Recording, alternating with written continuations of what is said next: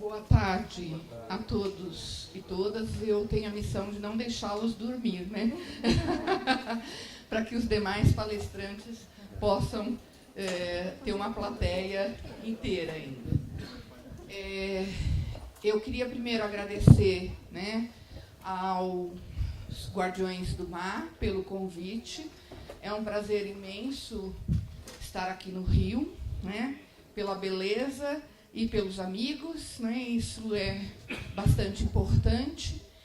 Eu venho, na realidade, falar sobre vários trabalhos que eu executo na linha de ecologia, de ecossistema manguezal, na parte de ecofisiologia, que é a última vertente nossa, para que vocês construam essas relações dentro dos processos de restauração, né, recomposição desse importante ecossistema.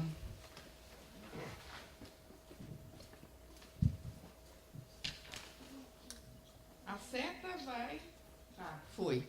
Então, antes de iniciar, eu, como boa professora, ou má, segundo os meus alunos, não sei qual é o ponto de vista, mas quanto professora eu não posso deixar de trabalhar algumas questões que são importantes, inclusive foram pontos que a gente viu de dúvidas, né, ao longo da manhã, do comportamento das espécies de mangue em relação aos caracteres fisiológicos e às questões ecológicas, né?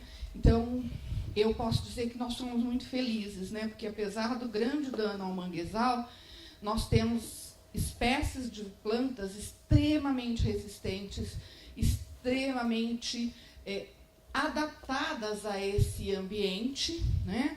E graças a essas características anatômicas, fisiológicas, morfológicas, essas espécies conseguem ter uma resiliência muito alta, contribuindo para a nossa felicidade, para a manutenção do manguezal, apesar dos inúmeros danos, né? E é aquela questão, o manguezal está ali resistindo, apesar de vários tensores.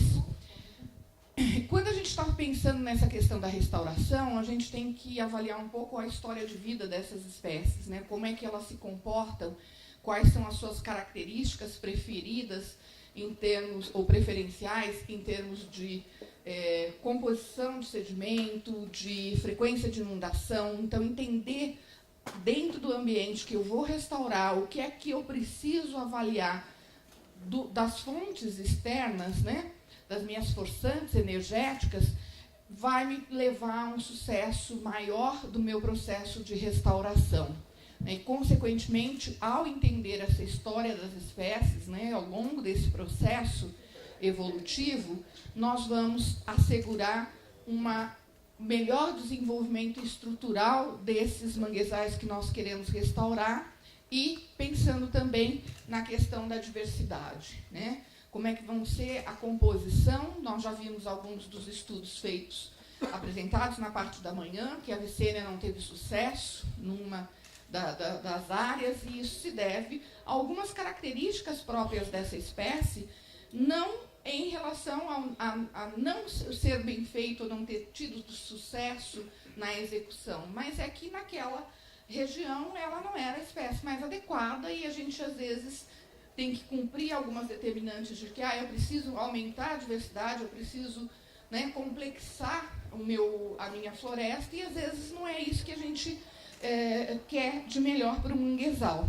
né? E, consequentemente, depois que nós implantamos... Nossa, estou precisando do óculos. Depois que nós implantamos... Tem um botão para a luz? Tem. Depois que nós implantamos, né, a vegetação, a composição, eu automaticamente tenho uma recuperação em termos da fauna acompanhante, e aí eu passo a ter as minhas inúmeras funções importantes do manguezal acontecendo. E hoje em dia, nós temos que pensar nesses caracteres também relacionados à questão não só da restauração, mas da manutenção, da conservação das minhas áreas de manguezal, né? Por que eu preciso restaurar as áreas de manguezal na Baía de Guanabara? Porque nós vamos ter mudanças, né, E essas mudanças climáticas, que o Mário vai falar mais apropriadamente, elas vão responder de formas diferentes, dependendo da composição de espécies que eu tenho na minha região. Então, a gente não tem que pensar nessa questão única e exclusivamente para a Baía de Guanabara. A gente tem que refletir sobre o que nós pretendemos em termos de conservação dos manguezais no Brasil para o restante da distribuição latitudinal desse ecossistema, né? E aí eu preciso entender um pouco mais sobre esses pontos. Então, aqui é um dos meus estudos, e aí eu mudei um pouco o título, porque, na realidade, eu posso ter um monitoramento em longo prazo, que ele está sendo feito ao longo de uma década de acompanhamento in situ, mas eu também posso fazer o meu monitoramento ao longo prazo, avaliando a estrutura do meu bosque e encontrando respostas dentro da estrutura desse meu bosque para os processos funcionais e ecológicos do manguezal. Para onde é que nós podemos ir, né, com os distúrbios que nós estamos vendo hoje em dia. Na minha região, nós temos muitos problemas relacionados à precipitação nos últimos 4 anos, que eles estão se refletindo nas características do manguezal, né? Então, aqui, esse é um estudo de caso que nós fizemos logo que nós chegamos no Espírito Santo, Céu Norte, quase que na divisa com a Bahia. É considerada uma região semiárida, né? Apesar de não estar inserida no semiárido brasileiro, mas ela é, e a UFES entra numa série de editais relacionados a questões, né, do semiárido brasileiro, em função da localização dessa região norte no estado e do clima dessa região. Então, quando nós chegamos nessa região, nós já observamos, isso aqui é uma foz natural do rio Itaúnas, é um parque estadual, né, extremamente belo, e aqui é uma foz artificial que foi aberta, né, pelo proprietário de um hotel, com toda a anuência dos órgãos governamentais, em 92, e nós começamos a identificar algumas questões relacionadas à modificação na estrutura do bosque, naquilo que a gente chama de morte da copa apical, que nos indica fortemente mudanças na influência de salinidade, né? E aí nós distribuímos, então, as nossas parcelas ao longo do rio, né? E começamos a avaliar a estrutura, e dentro dessa nossa análise de distribuição das espécies, nós pudemos observar, então, alguns pontos que são muito importantes e que a estrutura pode nos dar resposta significante.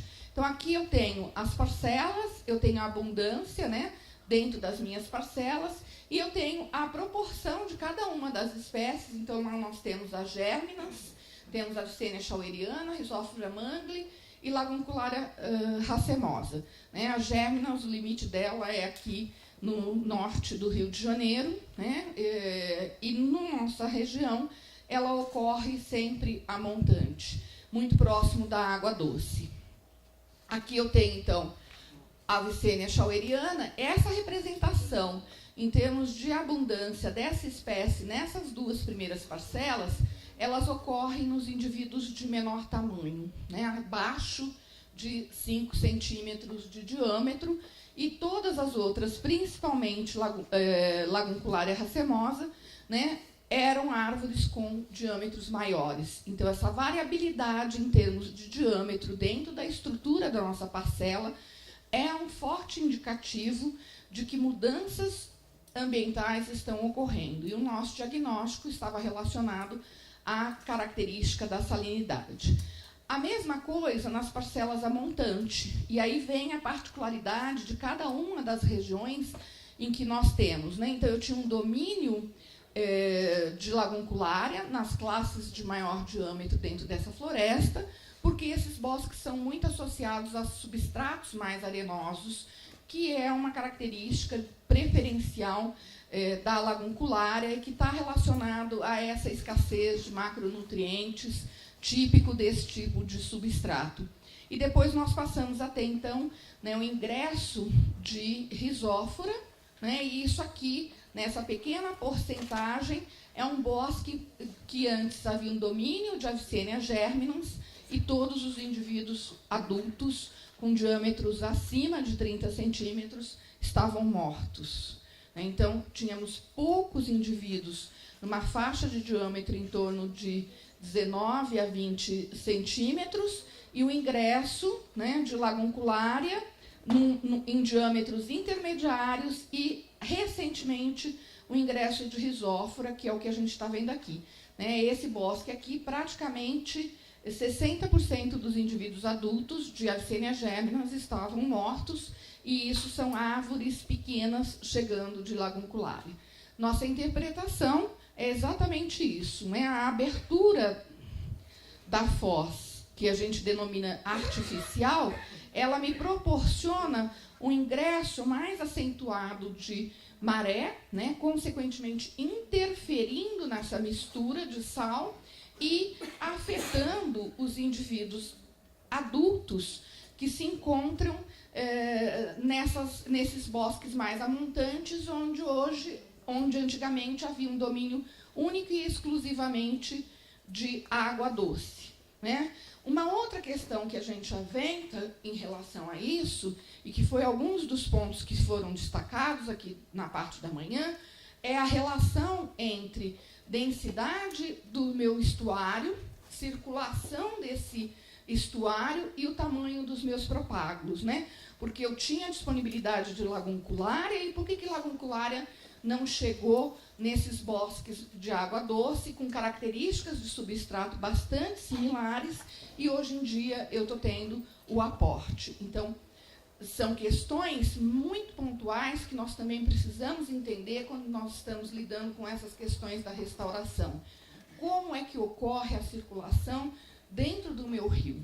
Né? E explicações que nós vamos ter em relação a domínios de espécies de florestas com mono específicas em determinadas regiões do Brasil. A espécie está lá, ao longo do litoral, e ela não acontece naquele meu rio. Né? Então, esse é um ponto que merece estudos, né, muito mais acentuados. A gente até está tentando, mas é uma complexidade dentro da oceanografia física que sozinho a gente não consegue dominar. Eu brinco com um amigo meu que é oceanógrafo físico, que eu ainda não consegui cativá-lo o suficiente para ele colocar um marégrafo lá e explorar a região.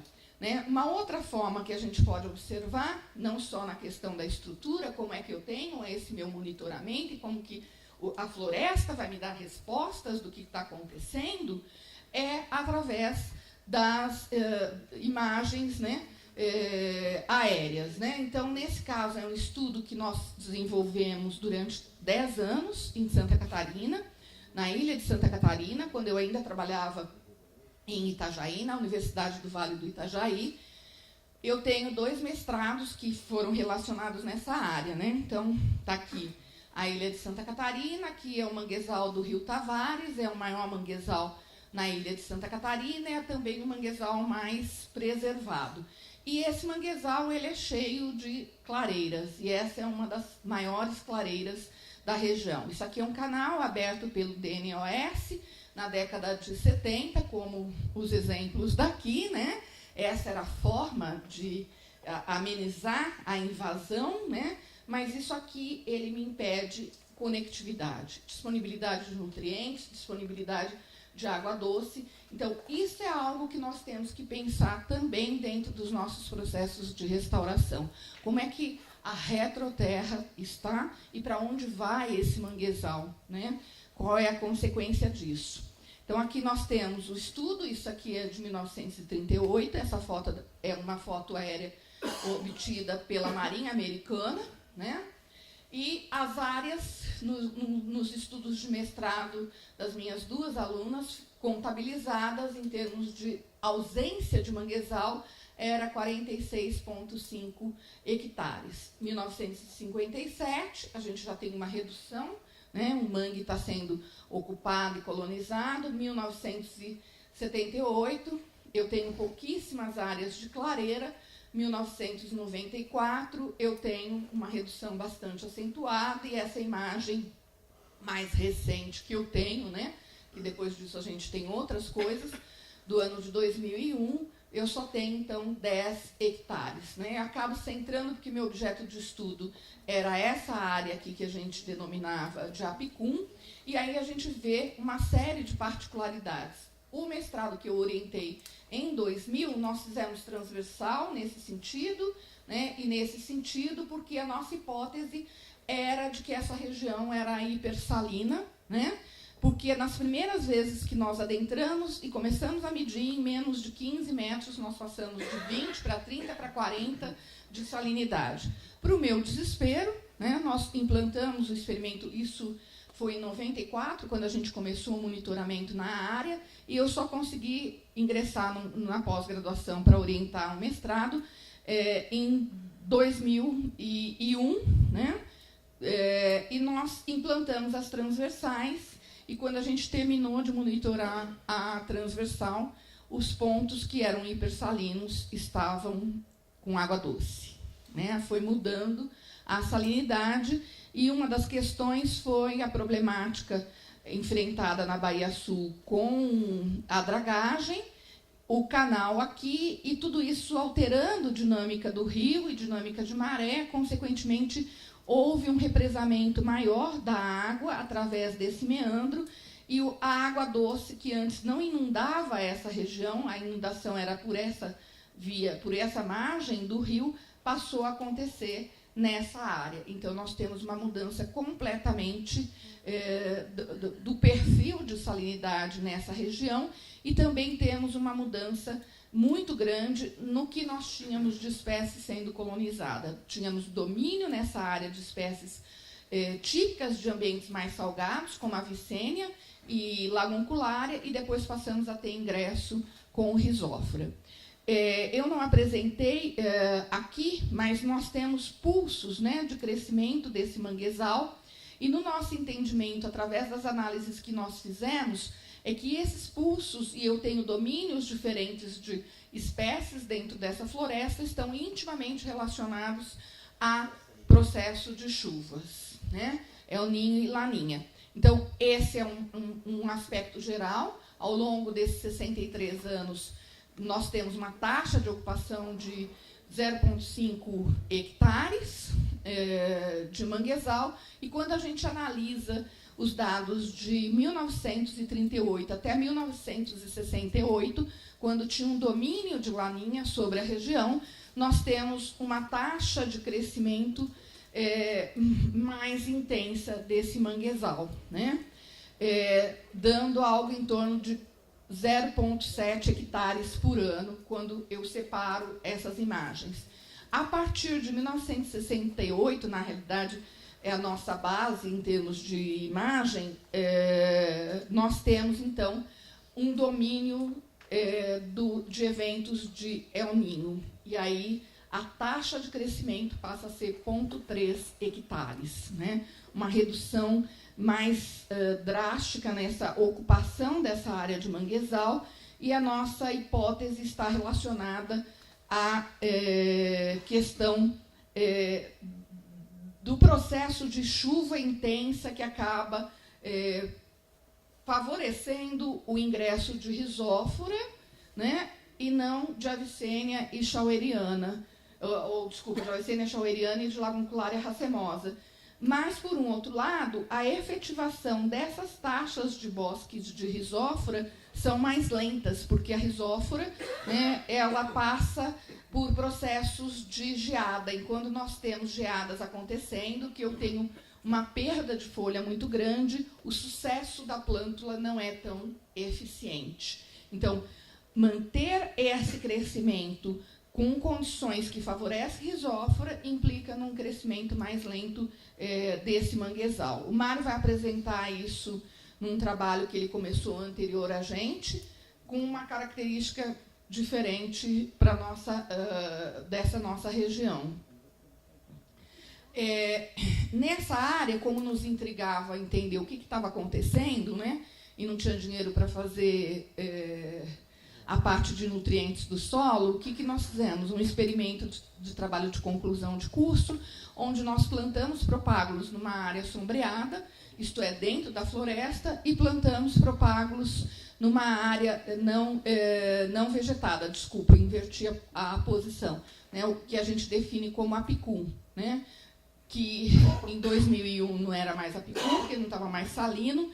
Em 2006, quando eu fiz a minha última parcela, antes de ir embora para o Espírito Santo, eu encontrei 40 de salinidade de novo, tinha vontade de chorar, porque, na realidade, são os ciclos que estão acontecendo, né? E eu não pude acompanhar.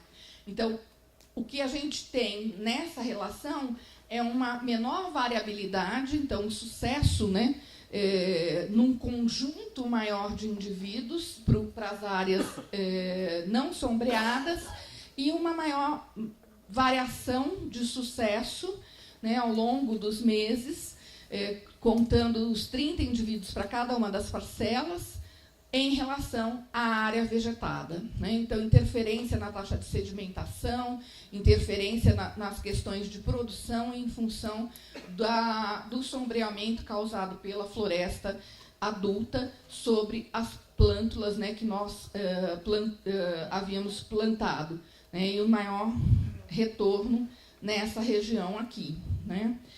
Quando nós terminamos o experimento e nós fizemos a avaliação entre se havia diferença significativa nas taxas de crescimento, para a minha infelicidade, não houve, né? Mas no momento que nós fomos retirar o experimento de campo, eu me observei do número de nós, das plântulas. E aí pedi para a aluna, agora você vai chegar em laboratório e você vai contar o número de nós para a gente ver se existe uma diferença na produção de folhas entre as áreas que foram plantadas e as áreas que não foram na área sombreada, né?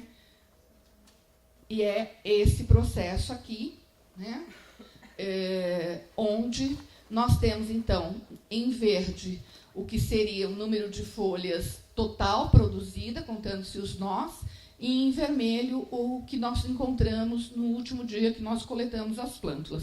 Cabe uma ressalva que todos os meus trabalhos têm autorização do IBAMA para coleta de material, né, e das regiões onde eu estou, quando estão inseridas dentro de unidades de conservação. Acabei não colocando nos números de processo, porque acaba pesando e simplesmente também a gente acaba se esquecendo, né? Então, eu tenho uma produção de folhas, né, bastante significante na parte vegetada, mas uma manutenção também elevada.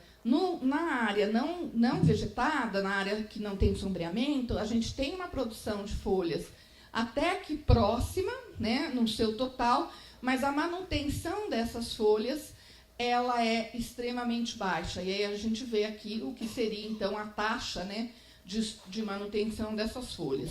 O diagnóstico que a gente faz é exatamente a relação entre excesso de radiação, né? O excesso de radiação, ele me provoca uma série de respostas para essa folha, em termos de água, em termos de síntese de pigmentos e, consequentemente, o estresse oxidativo ao longo do processo de fotossíntese é muito maior, implicando numa menor durabilidade da folha nessa situação em relação à parte vegetada, né? Essa está mais protegida pelo dossel e essa não. Então, eu tenho todo o estresse fotooxidativo sendo causado e, consequentemente, o tempo de vida útil da folha menor, né?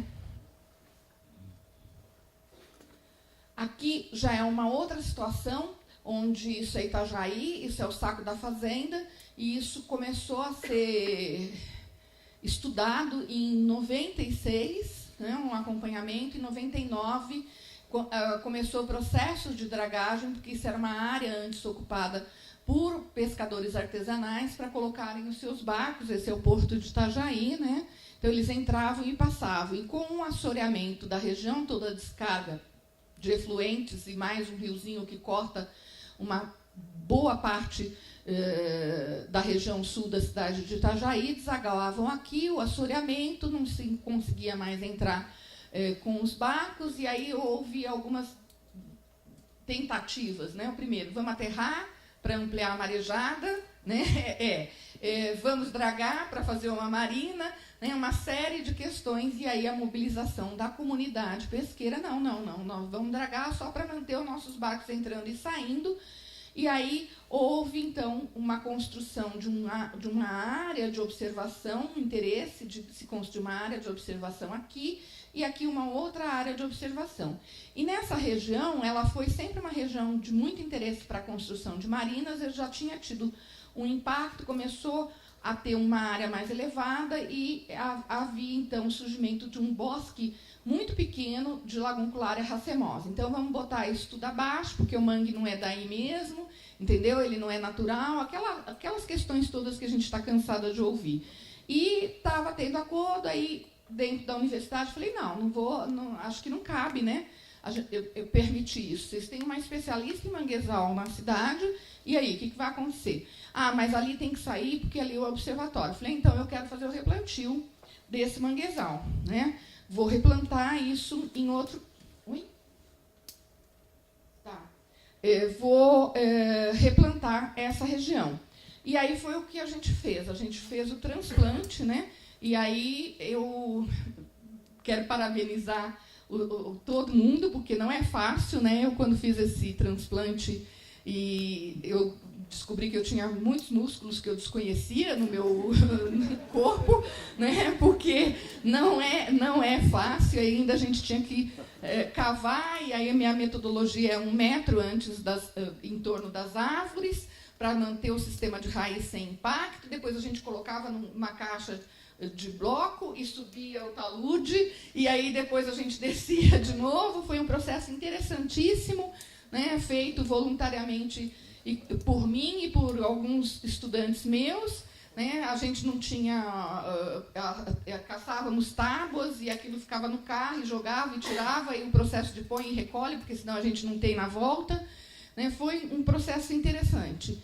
E aí a gente teve aqui esse registro, né, onde nós, depois de 2 anos de monitoramento, nós fizemos a avaliação entre taxa de mortalidade, estabelecemos essa questão dos diâmetros para se tornar uma referência mesmo de relação. O número aqui está diferente, porque isso aqui era sorteio, a gente não aguentava. Isso foi um censo, quase 800 árvores sendo medidas, e nós padronizamos a medida na base, porque cada um tinha um tamanho, ninguém tinha 1,30 m, né, quando a gente começou.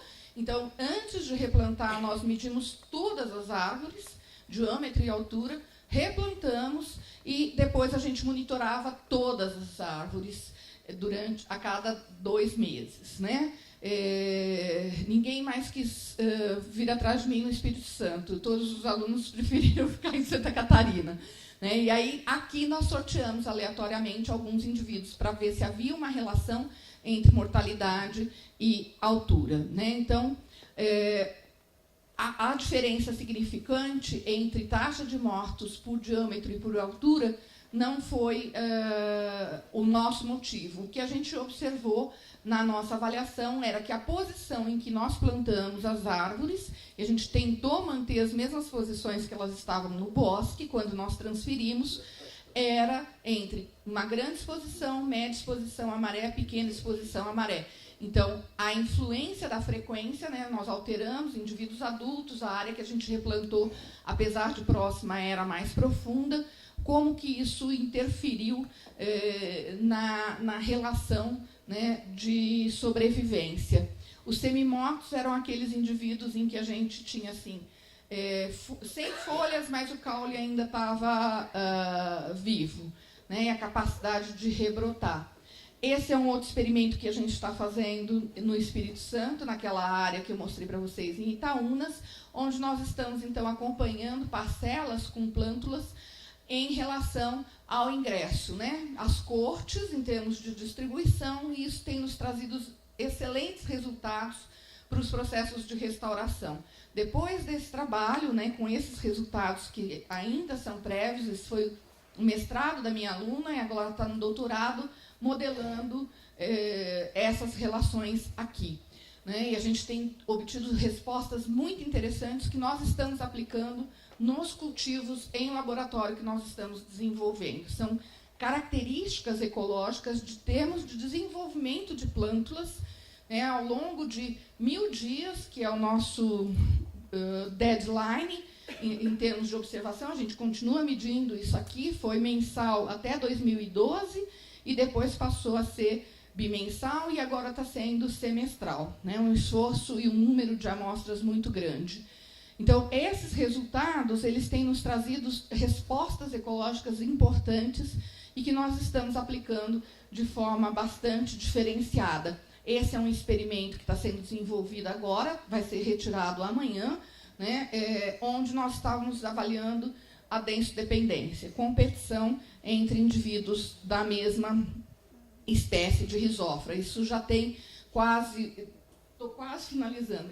Isso já tem quase 1 ano e meio de implantação e, em função das modelagens, a gente já começou a observar que, na realidade, a nossa hipótese de competição por adensamento, que poderia levar a uma maior mortalidade, está caindo por terra, né? E temos respostas ecológicas também naquela avaliação das cortes do porquê isso está caindo por terra. Na realidade, quando eu tenho a mesma espécie, a competição é menos acirrada. Então, a chance de manutenção desse dossel por muito mais tempo é mais acentuado, né? Mas são dados que a gente está coletando e que a gente ainda vai fazer uma avaliação mais detalhada. Mas o indicativo já nos diz isso. Existe alguma coisa, né, que favorece a permanência e a sobrevivência da Rhizophrora mangli, especificamente quando ela está de uma forma monoespecífica, né? E aí, dentro dessa questão, o que eu já estou trazendo? Quer dizer, eu já estou aportando. Essa área ela não tinha manguezal, é uma área não sombreada, e nós, juntos desse processo, nós fizemos o levantamento dos caranguejos que estavam nessa região, né? E não tinha os CIDs nessa área, domínio de UCA totalmente. E agora a gente já vê, minha aluna já veio outro dia, que a gente estava discutindo essa coisa da conectividade, né? Do funcionamento do manguezal, da facilitação das espécies. Aí ela me disse, Mônica, tem os CIDs no meu experimento. Eu falei, eu preciso dessa foto imediatamente, né? Então, está aqui, né, e a gente está vendo as tocas, que isso não existia antes, né, que para mim já é uma resposta extremamente importante desse ambiente, né? Estão vendo aqui que as folhinhas estão todas em pé em função do excesso de luz, né, nessa região.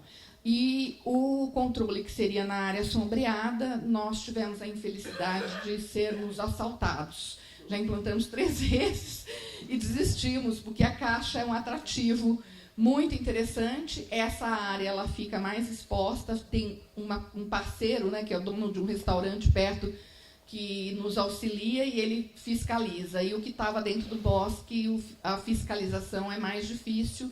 A gente perdeu uma vez, 15 dias depois, aí a gente colocou de novo, aí quando foi a 3ª vez, eu falei, eu não aguento mais não, comprar a caixa. Aí a gente fez em laboratório, né, que tem trazido resultados bastante interessantes, né, em situação controlada. Opa! E, para fechar, né, eu queria ter falado um pouco mais do SA, que é um trabalho que a gente faz lá de acompanhamento, né? E dentro dessa problemática do que eu estou caminhando para processo de extinção, a gente tem que pensar no Cardizoma guaianum. Lá no Espírito Santo ele é proibido de comercialização, né? É o único estado da federação, ele já é considerado como extinção lá, e a gente tem visto isso. Ele tem diminuído muito em densidade. A área que tinha maior número dessa espécie foi o Rio Doce, passou por um impacto. Vamos ver qual vai ser a resposta, né, dessa população lá. E no CIDs a gente teve um impacto muito forte com a doença do caranguejo letárgico, que levou a uma diminuição grande dessa população. Nós estamos monitorando várias regiões ao longo do litoral norte do Espírito Santo, e a gente tem visto que a densidade de indivíduos por área de manguezal ela tem decaído, né? Existem estudos feitos 10 anos antes do nosso, em que eu tinha 1,8 indivíduos por metro quadrado. E no nosso trabalho a gente está com 0,7 na mesma área, né? Porque a gente foi fazer uma dissertação de mestrado numa área de extrativismo extremamente importante, que é lá em Aracruz, e nós acompanhamos essa decadência em termos de dinâmica populacional, né? E não só em densidade, como em tamanho, né? A gente faz uma relação dentro do monitoramento que a gente exerce entre o tamanho do caranguejo médio da população e o quanto dessa população representa em termos de caranguejo disponível para captura. E está sendo muito baixa, a pressão muito grande, e nós temos uma preocupação muito forte em relação a essas questões de manejo. E no meu entendimento, do que eu tenho visto, não com tanta experiência, porque eu trabalho há pouco tempo com essas questões da comunidade, com fauna também, é que aonde eu tenho liderança, que essa liderança ela consegue estabelecer um manejo, um controle, eu tenho melhor chance de manter esse estoque natural. Nas regiões onde as lideranças não são fortalecidas, dentro das comunidades extrativistas, nós estamos passando por problemas sérios, né? E aí, para finalizar, isso é uma área lá do Piraquê, né? Deixando essa imagem de um manguezal maravilhoso e com um funcionamento super importante, né? A garça dá em qualquer lugar, mas o molusco que ela come aí no manguezal só ocorre aí. Tá? Muito obrigada pela atenção. Obrigado, doutora. Muito.